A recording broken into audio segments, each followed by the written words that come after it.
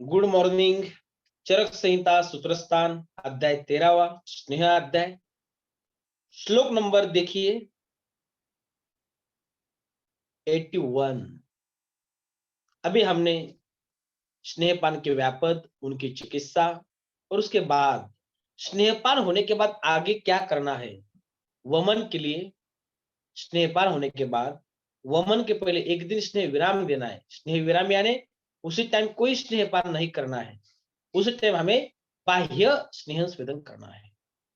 विरेचन के समय स्नेहपान के बाद 3 दिन स्नेह विराम करने के लिए बताया है और वमन के लिए 1 दिन बताया। ये आपका एमसीक्यू। आगे हम देख रहे थे, अब ये शोधन स्नेहपान के लिए हो गया। संशमन स्नेहपान के लिए क्या नियम है? तो यह जो कुछ आहार दिया है संशमन के लिए, स्नेह सेवन में विरेचन किए हुए पुरुष के समान ही नियम का आचरण करना चाहिए। जैसे विरेचन के लिए हम बताते हैं कोष्ण जलपान लेना है, बराबर है। तो संशमन स्नेहपान के लिए सत संशोधनार्थी वृत्ति स्नेह विरिक्तवत उतना उन्होंने बताया है। ठीक है, नेक्स्ट देखो, विचारणा की योग्य पुरुष कौन है? हमने स्नेह विचारणा 24 देखी है, रसानुसार भेद 64 देखे हैं। तो उनका वर्णन अभी किया या उसी टाइम सब नाम बताए थे कौन से विचारना है। अभी कुछ को दे सकते, ये इंपॉर्टेंट है। देखिए, विचारणा के योग्य पुरुष, विचारणा स्नेह योग्य नाइष्टनो है। फास्ट देखिए, स्नेह द्विष स्नेह नित्या मृदु कोष्ठासी नराहा क्लेश असहा क्लेशासहा मध्य नित्यास्तेषा मिष्टा विचारणा। जो व्यक्ति स्नेह से द्वेष करते हैं, जो सदा स्नेह का सेवन करते हैं, जिनका कोष्ठ मृदु है, जो व्यक्ति क्लेश सहन करने में असमर्थ, क्लेश असहा हो, और जो व्यक्ति प्रतिदिन मदिरा पीने वाला हो, उनके लिए विचारणा का प्रयोग करना चाहिए, ऐसे आचार्य कहते हैं।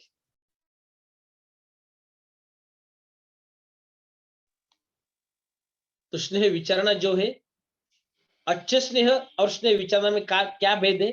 अच्छे स्नेह केवल स्नेह होता है। स्नेह विचारणा में किसी के साथ हम स्नेह लेते हैं, ओदनश्य विलेपिष्य जो कुछ बताया है।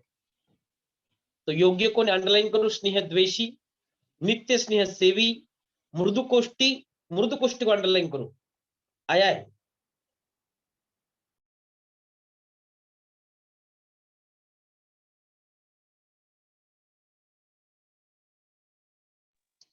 स्नेह द्वेषी, नित्य स्नेह सेवी, मृदु कोष्ठी, क्लेश असह, नित्य मध्य सेवी। इंपॉर्टेंट एमसीक्यू है। जो स्नेह का द्वेष करते हैं तो केवल स्नेह नहीं ले सकता, इसलिए किसी के साथ तो देना का स्नेह होना जरूरी। नित्य स्नेह सेवी वो कर सकता है। मृदु कोष्ठी है, अब मृदु कोष्ठी है इसका अर्थ उनकी पाचन शक्ति ही मृदु है, बराबर है। मृदु कोष्ठी, क्लेश असह, जो क्लेश को सहन नहीं कर पाए, और नित्य मध्य सेवी उनको विचारना योग्य बताया है। आगे देखो, विचारणा की विधि दी है आगे, लावतेत्तिर मायूर हंस वाराह कुक्कुटा गव्याजोर भ्रमाश्रास्य रसायु स्नेह हिता। विचारणा की विधि, बटेर तितर मोर हंस सुअर मुर्गा गौ बकरी भेड़ और मछली, इनके मांसों का रस स्नेहन करने में हितकर होता है। मांस रस जो बताया है स्नेह विचारणा में 24 में मांस रस आया है, तो कौन सा मांस लेना है इसका वर्णन यही किया है।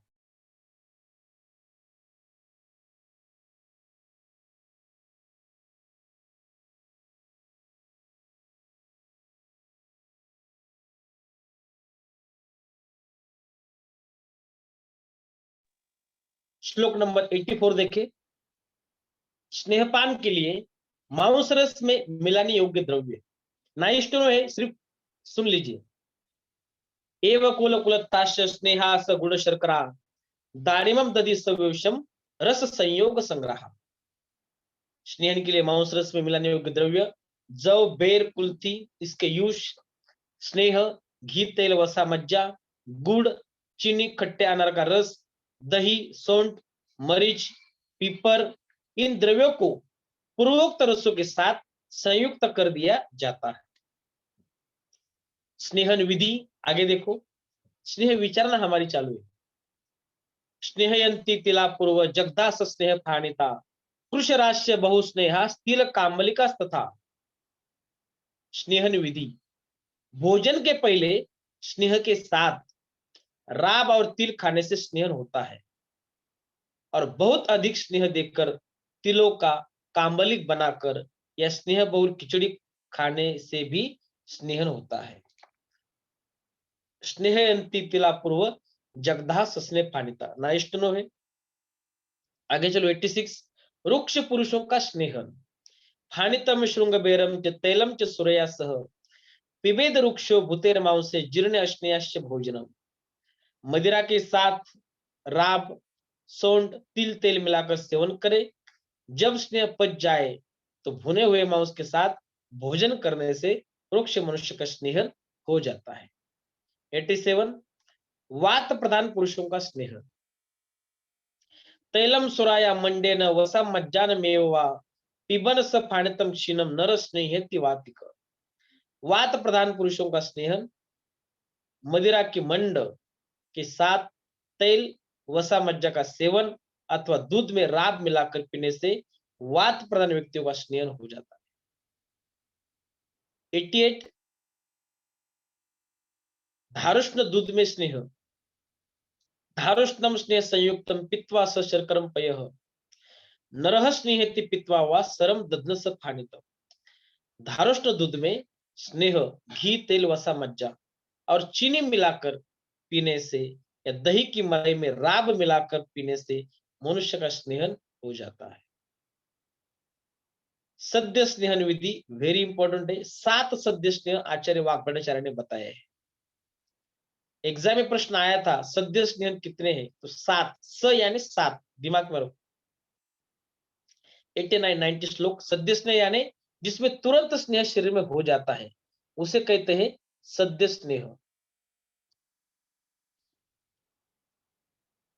89 90 श्लोक देखो। पंच प्रसुत की पेया पायसो माश मिश्र कह शिरसिद्धो बहुस्नेह स्नेहेत चिरान नरम सर्पिस्तेर वसा मज्जा तंडुल प्रसुते श्रुता पांच प्रसुत की पेया पेया स्नेहम इच्छता। सद्य स्नेहन विधि पंच प्रसुत की नामक की पेया और दूध में सिद्ध किए गए चावल की खीर जिसमें उड़द मिला गया हो और अधिक मात्रा में घी मिलाया हो, इसका सेवन करने से शीघ्र ही स्नेहन हो जाता है। सद्य स्नेह आपको एग्जाम में आ गया तो 7 सद्य स्नेह है, ये दिमाग में रखो। अभी उसने सद्य स्नेहन के लिए पंच प्रस्तुत की पेया बताई है। देखिए पंच प्रस्तुत पेया घृत तेल वसा मज्जा और चावल प्रत्येक की एक प्रस्तुत, तो 4 स्नेह है। घृत तेल वसा मज्जा प्रत्येक की एक प्रस्तुत लेकर बनाई हुई पेया पंच प्रस्तुत पेया कहलाती है। तो घृत इसमें तेल है, वसा मज्जा और चावल है, प्रत्येक की एक प्रस्तुति इसलिए उसे पांच प्रस्तुति कहा है। समझ में आया? शरीर का स्नेहन करना चाहने वाले को इसे पीना चाहिए। तो चतुर्विध स्नेह प्लस तंडुल प्रत्येक एक प्रस्तुत, ये अपना एमसीक्यू है। पंच प्रस्तुति की पेया समझ में आया?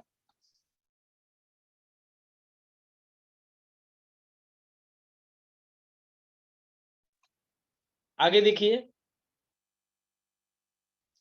शौकरोवा रस स्निग्ध सर्प लवण संयुक्त पीतो द्विवारसरे यत्नात् स्नेहित चिरान नरम। पर्याप्त घृत से बनाए हुए सुअर के मांस रस में घृत नमक मिलाकर दिन में 2 बार पीने से मनुष्य का शीघ्र ही स्नेहन हो जाता है। नेक्स्ट 91 स्नेह प्रयोग में निषेध।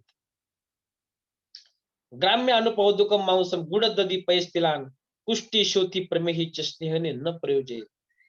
कुष्ठ शोथ प्रमेह से पीड़ित रोगियों के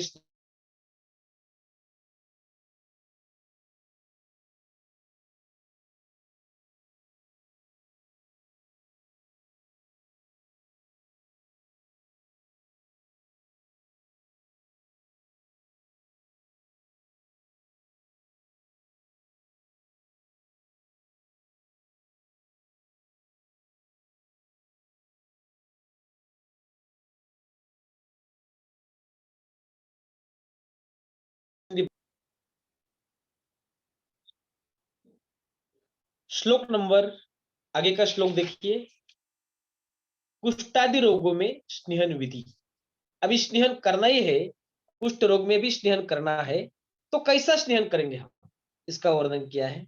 आगे देखो, स्नेह है यथा तान सिद्धे स्नेहित विकारी भी पिप्पली भी हरित क्या सिद्धे त्रिफला या अपीवा। कुष्ठ आदि रोगों में स्नेहन विधि, जब ग्राम्य अनुप जो औदक मांस बताया वो देने का नहीं है, गुड़ दधि पे तिल के साथ स्नेहन देने का नहीं है, किसमें, कुष्ठ शुद्ध प्रमेह में, तो किसके साथ तो देना पड़ेगा, इसलिए आगे दिया है चरकाचार्य ने, कुष्ठ शोथ तथा प्रमेह रोग में उन उन रोगों के लिए उचित घृत आदि स्नेहो एवं उन उन रोगों में विकार न उत्पन्न करने वाले औषधियों से सिद्ध स्नेहों से स्नेहन करना चाहिए, अथवा पिपली हर या त्रिफला से पकाए हुए स्नेह से स्नेह करना चाहिए। तो औषधि युक्त स्नेह देना है, जो कि व्याधि का क्षमन करेगा और स्नेहन भी शरीर में होगा। उसमें उन्होंने यहाँ पिप्पली आदि के कल्का और क्वाथ से सिद्ध स्नेह का प्रयोग कुष्ठ शोथ और प्रमेह में करने को कहा गया है। चक्रपाणी ने केचित शब्द से किन्हीं आचार्यों का मत देकर कि पिप्पली के कल्क तथा क्वाथ से सिद्ध घृत कुष्ठ रोग में, हरे के कल्क क्वाथ से सिद्ध स्नेह शोथ रोग में, और त्रिफला से कल्क क्वाथ डालकर सिद्ध स्नेह प्रमेह रोग में स्नेहन करने के लिए बताया है। देखो ना आप, पिप्पली कुष्ठ के ऊपर काम करेगी, उसके बाद जो दिया है उन्होंने हरि तक क्या, तो हरे के कल्क क्वाथ सिद्ध स्नेह शोथ रोग में, और त्रिफला से कल्क क्वाथ डालकर सिद्ध स्नेह प्रमेह रोग में स्नेहन करने के लिए बताया है। गंगाधर ने इन्हें अलग अलग 3 योग बताया है, और सामान्यतः तीनों का तीनों रोगों में प्रयोग माना जाता है। तो कुष्ठादि रोगों में स्नेहन विधि करते समय पिप्पली, हरितकी या त्रिफला से पकाए हुए स्नेह से स्नेहन करना चाहिए। आगे है विचारणा विधि बताई है, द्रक्षा अमलक विषाभ्याम ददना चामलेन साधेत योष गर्भम विषक स्नेह पित्वा स्नेहित तम नरः। विचारणा विधि, सोंठ मरीच पिप्पर के कल्क और मुनक्का तथा आंवला, इन दोनों के क्वाथ तथा खट्टे दही के द्वारा स्नेह पाक करे, उस स्नेह को पीकर मनुष्य शीघ्र स्निग्ध हो जाता है। नेक्स्ट में आगे चलो, उत्तम विचारणा विधि, ये व कोल कुलत्थानाम रसाक्षार सुरादधि क्षार सर्पिष्ट तत्सिद्धम स्नेहनियम घृतोत्तमम। ये व बेर कुलथी के क्वाथ, मदिरा, दही, दूध और यवक्षार डालकर सिद्ध किया घृत उत्तम स्नेहन है। आगे चलो 95, तेल मज्ज वसा सर्पीर बर्दर त्रिफला रसे योनि शुक्र प्रदोषेषु साधयित्वा प्रयोजयेत्।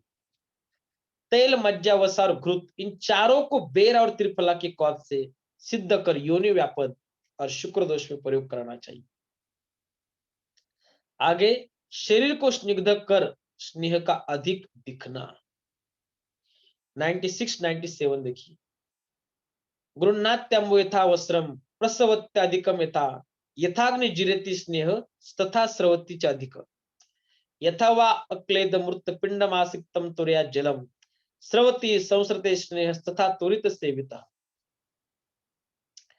शरीर को स्निग्ध कर स्नेह का अधिक दिखना, जिस प्रकार कपड़े में पानी शीघ्र समा जाता है और अधिक होने पर उससे चू जाता है, उसी प्रकार जठराग्नि तेल घी आदि को प्राप्त कर यथाशक्ति पचा लेती है, और अधिक होने पर वह मल द्वारा से स्वयं निकल जाता है।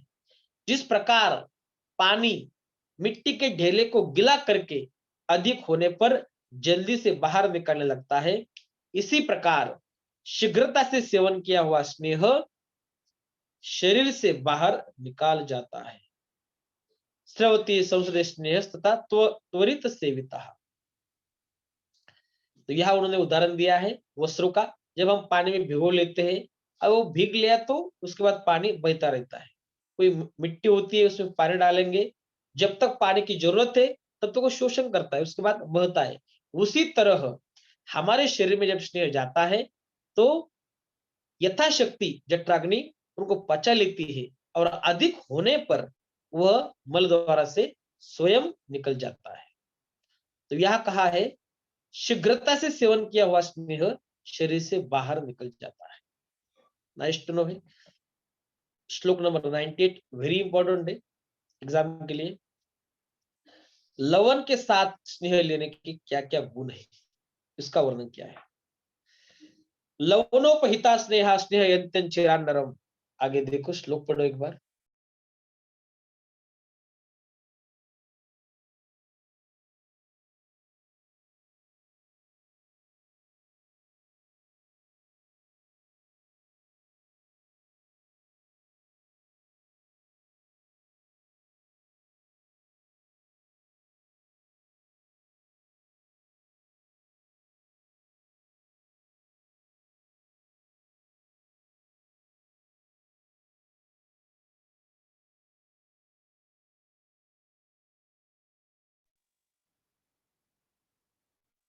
लवण युक्त स्नेह के गुण दिए हैं।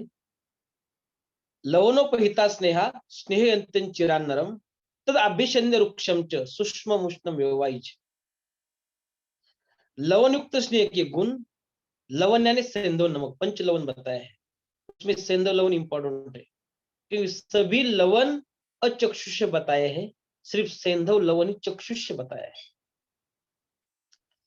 और वो अभिषंधि भी बताया है, उनके गुण दिए हैं। लवण से मिले सभी स्नेह मनुष्य को शीघ्र ही स्निग्ध बना देते हैं, क्योंकि लवण अभिषंधि, अभिषंधि यानी शरीर में शीघ्र ही मिल जाने वाला, अरुक्ष बताया है, तथा अभिषंधि अरुक्षम च, सूक्ष्म बताया है, उष्ण बताया है, और व्यववाही शरीर में फैलने वाला होता है। अरुक्ष यानी रुक्षता नहीं है, अभिषंधि अरुक्ष सूक्ष्म बताया है, उष्ण बताया है और व्यवहार होता है। इस ये गुण के कारण शरीर में तुरंत स्नेह फैलता है। श्लोक नंबर 99 देखो। स्नेहम अग्रे प्रयुंजित ततः स्वेदम अनंतरम स्नेह स्वेदोपपन्नस्य संशोधनम मथेर मथेतरत। स्नेह स्वेदन का क्रम बताया है।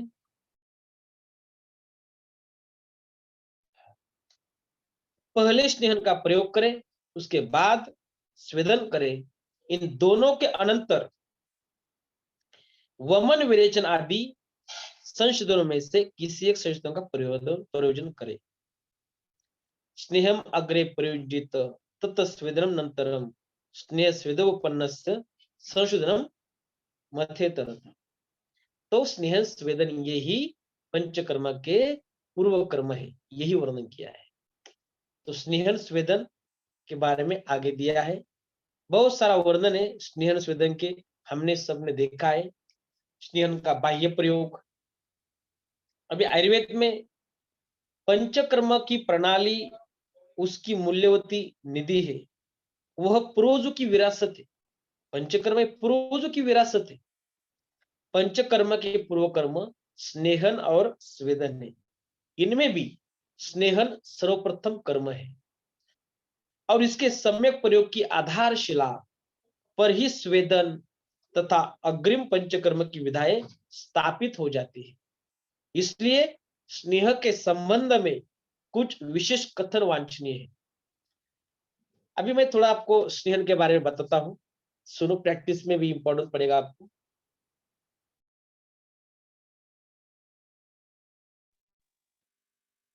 स्थूल दृष्टि से स्नेह का प्रयोग दो प्रकार से किया जाता है, एक तो आभ्यंतर और एक बाह्य। आभ्यंतर रूप से चरक संहिता में शताधिक घृत या तेल के योग उन उन रोगाधिकारों में बतलाए गए बहुत सारे हैं। बाह्य प्रयोग के लिए भी लगभग 5 दर्जन प्रकारों का उल्लेख किया है। आभ्यंतर प्रयोग का वर्णन अति विस्तृत होने के कारण शक्य नहीं है, किंतु बाह्य प्रयोग के संबंध में कुछ कहना अभिष्ट है। तो मुख्यतः स्नेहन के दो प्रकार है, बाह्य स्नेहन और अभ्यंतर स्नेहपान। अभ्यंतर स्नेहपान हमें वमन के लिए, विरेचन के लिए जरूरी है। जो स्नेहन के प्रकार है, भ्रुवन स्नेह, शमन स्नेह, सडन स्नेह, उनके लिए जरूरत है। तो स्नेह का बाह्य प्रयोग हम कौन कौन से तरीके से देखते, देखो, हम दिनचर्या में, ऋतुचर्या में कर सकते हैं। चिकित्सार्थ बताए, अभ्यंग कर सकते हैं।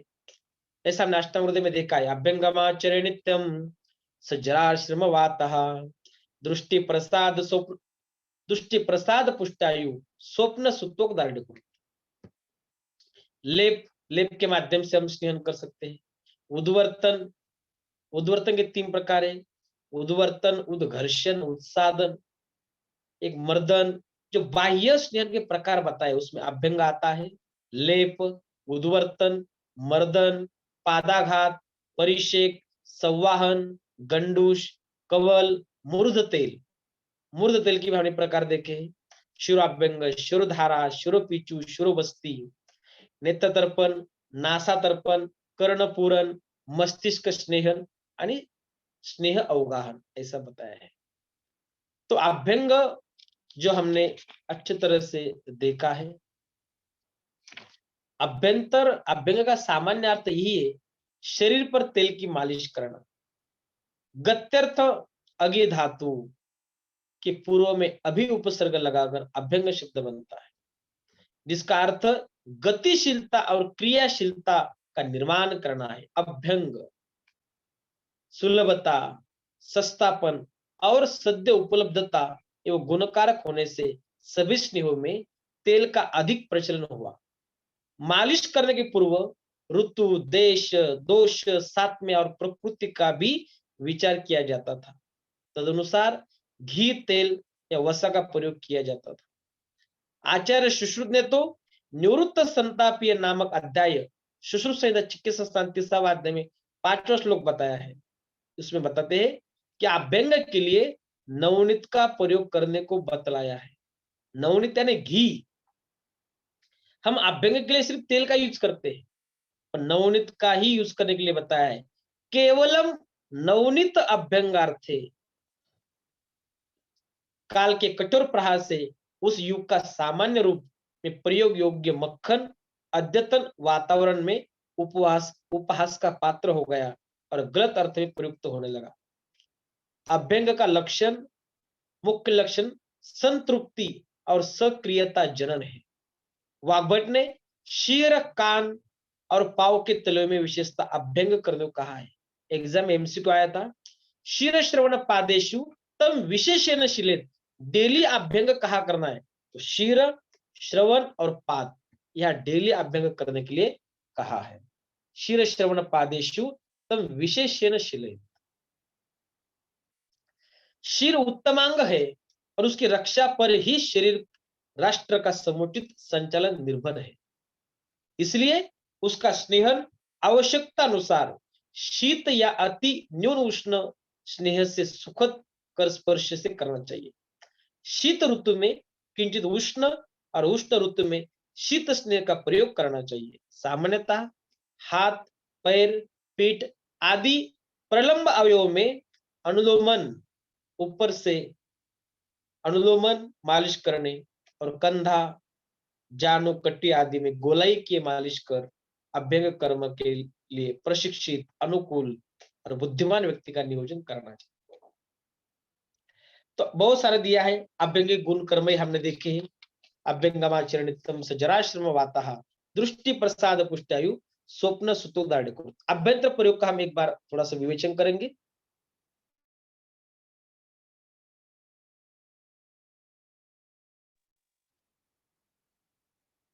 अभ्यंतर प्रयोग करने से दोषों को शांत करता है, कोष्ठों को शुद्ध रखता है, जठराग्नि को प्रदीप्त करता है, मलावरोध को दूर करता है, शरीर का बल बढ़ाता है, इंद्रियों और धातुओं को सबल बनाता है, दीर्घायुष्य और रोग क्षमता लाता है। तो हमने बहुत सारे प्रकार स्नेह के देखे, स्नेहन के, जैसे कि योनि वेद के अनुसार स्टार्टिंग ही प्रश्न था अग्निवेश का, स्नेह की उत्पत्ति कहाँ से है? तो स्थावर और जंगम हमने देखा। स्थावर में तिल आदि, जंगम में मत्स्य आदि, गाय वगैरह उनसे जो क्षीर घृत वसा मज्जा, स्थावर का क्वाथ तेल घुर जो मिलता है। कार्मुक भेद के अनुसार हमने शोधन स्नेह, शमन स्नेह, भ्रुवन स्नेह देखा। मात्रा भेद से रस्य सी, रस्व, मध्यम और उत्तम मात्रा देखी। पाक भेद से मृदु, मध्य और खर। उपयोग भेद से पान, भोजन, बस्ती आदि जो दिया है। अभ्यंग, लेप, उत्वर्तन, मर्दन, परिषद, धारण, पूरन, अवगाहन, पादाघात आदि। संज्ञा भेद से अच्छ स्नेह, सद्य स्नेह, पांचपुरुषिक पेया। संयोग भेद से यमल, यमक स्नेह, तीव्र स्नेह और महान स्नेह। बहुत सारे प्रकार हमने देखे हैं। स्नेहाध्याय 13वां अध्याय की हम लास्ट, स्नेहा स्नेह विधि कृष्ण व्याप सिद्धि स भेषजा यथा प्रश्न भगवता व्याहत चांद्र भागिन इति अग्निवेश कृते तंत्रे चरक प्रति संस्कृते सूत्रस्थाने कल्पना चतुष्के।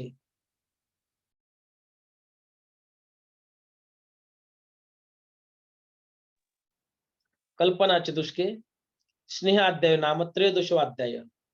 इस स्नेहाध्याय में अग्निवेश ने जैसा प्रश्न किया था उसके अनुसार भगवान चंद्रभागी पुनर्वसु ने स्नेह, स्नेह के सेवन करने की संपूर्ण विधि, स्नेह के अविधि सेवन से होने वाले उपद्रव और औषधों के साथ उनकी सिद्धि का वर्णन किया है। इस प्रकार चरक द्वारा प्रति संस्कृत अग्निवेश कृत तंत्र के सूत्र स्थान में स्नेह अध्याय नामक 13वां अध्याय समाप्त हुआ है। हमने 25 प्रश्न के सभी आंसर इस अध्याय में दिए हैं। अगला अध्याय है स्वेद विद्या अध्याय। अभी हम 10 मिनट अध्याय का सारांश में एक बार बताता हूं। अध्याय के सारांश में हमने क्या क्या देखा? स्नेह योनि, स्नेह के गुण और स्नेह प्रयोग आदि के संबंध में 25 प्रश्न देखे। स्नेह के स्रोत, स्नेह की 24 प्रविचरणाएं, स्नेह की 64 प्रविचरणाएं, स्नेह की त्रिविध मात्रा, चतुर्विध स्नेह, स्नेह योग्य व्यक्ति, स्नेह के पश्चात सेवनीय नियम, स्नेहपान के उपद्रव और उनका उपचार, विचारण योग्य व्यक्ति एवं विचारण विधि, स्नेहन, स्वेदन एवं शोधन का क्रम। अगला अध्याय स्वेद विद्या अध्याय है 14वां अध्याय। 10 मिनट ब्रेक के बाद हम देखेंगे।